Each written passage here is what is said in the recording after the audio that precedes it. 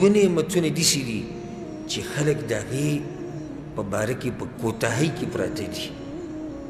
دوه نعمتونو کې خلکو ډېره لویه کوتاهي کړې ده. دا زه نه وایم، د پیغمبر صلی الله علیه وسلم وایي دوه نعمتونو کې خلکو ډېره لویه کوتاهي کړې ده: الصحة والفراغ، روغ بدن او فارغه وخت. د ډېرو خلکو سره د دې قیمت نشته چې زما بدن روغ دی، او ډېر خلک په دې خبره نه دي پوه چې زه فارغه یم. وګوره د الله بنده روغ بدن دی، فارغ وخت دی، د الله دپاره استعمال که کنه وکړه د الله بندګي، وکړه د سجدې. یو ورځ به ګورې داسې د باندې راشي چې دې سجدې ته به ټیټېدی هم نه شي، دې درسونو کې به کېناستی هم نه شي، نه به تهجد کولی شي، نه به تلاوت کولی شي، نه به د دماغ دغه شیاني، نه به لیکل کولی شي، کمزوری به شي او فارغه وخت به نه میلاویږي، مصروفه به شي په دنیوي منډو کې، په کارونو کې، په یو شي کې بل شي کې، بیا دا وخت نه راځي. ګورې حدیث کې څه راځي؟ دا هم د عبدالله بن عباس رضی الله عنهما حدیث دی.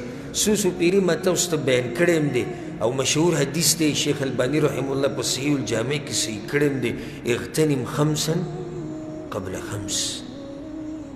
پنځه خبرې د پنځو نه مخکې غنیمت وګڼه. حیاتک قبل موتک، دا ژوند خپل د مرګ نه مخکې غنیمت وګڼه. او د خپل صحت و صحتک قبل سقمک، او د روغ صحت د بیمارۍ نه مخکې غنیمت وګڼه.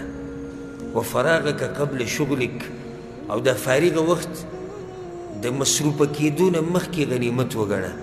و شبابک قبل حرمک، او د ځواني دا د بوډاوالي نه مخکې غنیمت وګڼه.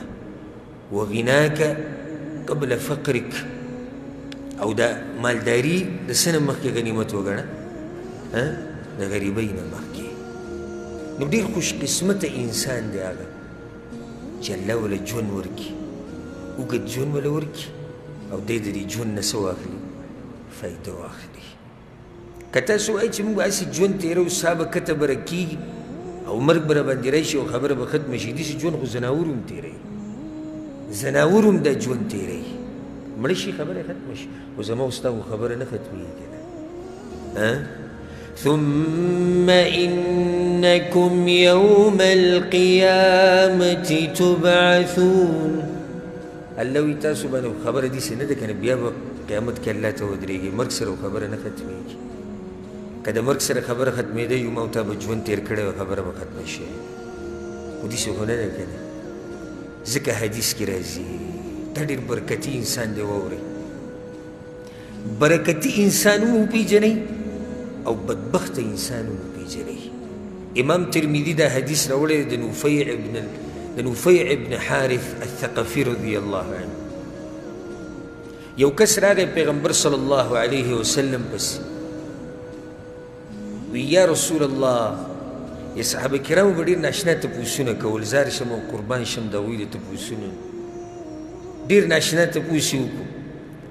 وی یا رسول الله، ای الناس خیر، په دې خلکو کې غوره انسان څوک دی؟ سوال باندې پوه شوئ که؟ په دې خلکو کې هغه انسان کم یو دی چې الله یې په ژوند کې خیر او برکت اچولی. دا سوال دی پښتو کې، تاسو مې به پوه کړئ، جواب یې واوره. زما خوږ پیغمبر صلی الله علیه وسلم او زما بچي او مال او ژوند دی د هغه نه قرباني. هغه وایي من طال عمره وحسن عمله، غوره انسان هغه دی، خیر او برکت والا هغه دی چې الله وله اوږد ژوند ورکړي او ښایسته عمل وله ورکړي. دا ډېر اوچت انسان دی. موږ صرف چې دوا کوو نو بعض کله نه کله دا زنانه داسې ووایي الله دې اوږد ژوند تاله درکړي. نه، دې کې یو قید لګوه، الله دې اوږد برکتي ژوند تاله درکړي. په اوږد ژوند باندې څه کوې چې کله د الله په نافرمانیانو کې تېرې، نو د هغې نه ښه دا دی چې ته مړ شي. اوږد ژوند د چا دپاره ښه دی؟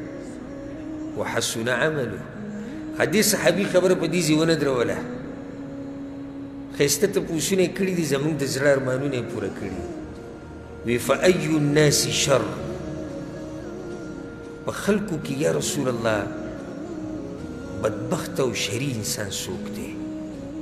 چې خیر او برکت پکې نشته یا رسول الله دا څوک دی دا راته وښایه پیغمبر صلی الله علیه وسلم ورته ویې غوږ کښېږدي من طال عمره د چا چې عمر اوږد وي که هلته مو عمر اوږد دی دلته مو عمر اوږد دی وساء عمله ژوند یې اوږد دی خو عمل یې وران دی دا ډېر بدبخته انسان دی چې ژوند یې اوږد دی او بد اعمال ډېر کوي خو ګناهونه یې ډېرېږي که نه ګناهونه یې ډېرېږي بوج د ګناهونو پې ډېرېږي نو زه تاسو ته دا وایم دا خپل وخت او خپل ژوند برکتي کوي تاسو خو واورئ د برکتي ژوند کوم یو دی چې اوږد او د الله بندګي پکې تېر کوي دا خپل وخت په ښو اعمالو کې هسې مثال یو څو اعمال دلته ذکر کوم بس د الله ذکر ډېر زیات کوئ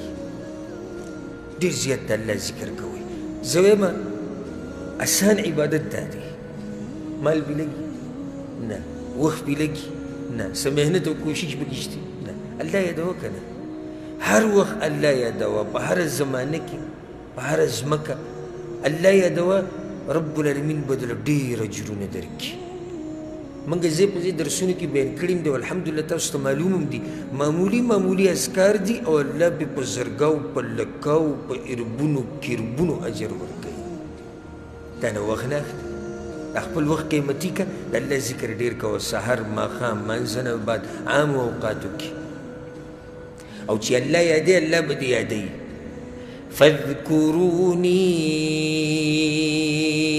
اذکرکم الله ما یادوي زه به تاسو یادوم او چې الله څوک یادوي هغه انسان چېرته تاوان کولی شي چېرته خرابېدی شي نشي خرابېدی